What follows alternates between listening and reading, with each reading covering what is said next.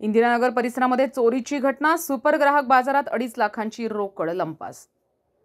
नाशिक शहरातील इंदिरानगर परिसरातील बापू बंगल्याजवळ असलेल्या सुपर ग्राहक बाजार या किराणा दुकानात गुरुवारी मध्यरात्रीच्या सुमारास चोरट्यांनी दुकानाचं शटर वाकवत चोरी केल्याची घटना उघडकीस आली आहे। या घटनेमुळे परिसरात एकच खळबळ उडाली आहे।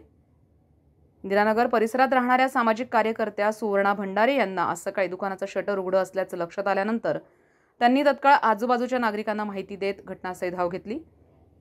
दरम्यान दुकानाचे कर्मचारी उत्तम तुशिंग हे नेहमीप्रमाणे सकाळी 9 वाजता दुकान उघडण्यासाठी आले असता त्यांनाही शटर वाकवलेलं आणि तुटलेलं दिसलं। त्यांनी तत्काळ दुकान मालक राहुल शिंदे यांना फोन करून माहिती दिली। पोलिसांनी घटनास्थळी धाव घेत पाहणी केली असता चोरट्यांनी अत्यंत सफाईनं चोरी करत सीसीटीव्ही कॅमेऱ्याचा DVRच पळवून नेल्याचं आढळलंय। त्यामुळे पोलिसांना घटनास्थळाचे फुटेज मिळू शकलेले नाही।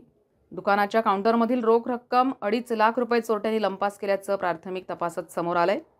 या प्रकरणी दुकान मालक राहुल शिंदे यांनी इंदिरानगर पोलीस ठाण्यात तक्रार दाखल केली आहे। पोलिसांनी गुन्हा नोंदवून पुढील तपास सुरू केला आहे।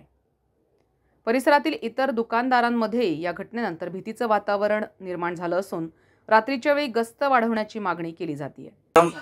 मी उत्तम बाबूराव दुशिंग सुपर ग्राहक बाजार मॅनेजर म्हणून बघतो।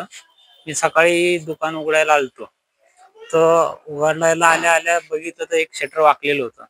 दुसऱ्या शटरने उघडून आत गेलो तर सगळं सामान अस्तव्यस्त पडलेलं होतं। नंतर बघितलं तर ड्रॉवर मधली कॅश चोरी गेलेली होती आणि DVR खोलून नेलेला होता। साधारण एक 2.5 लाख रुपयाच्या आसपास येईल। दुसरं नाही काय, बाकी काहीच नाही गेलेलं। हो, कळवलं। संविधान न्यूज नाशिक।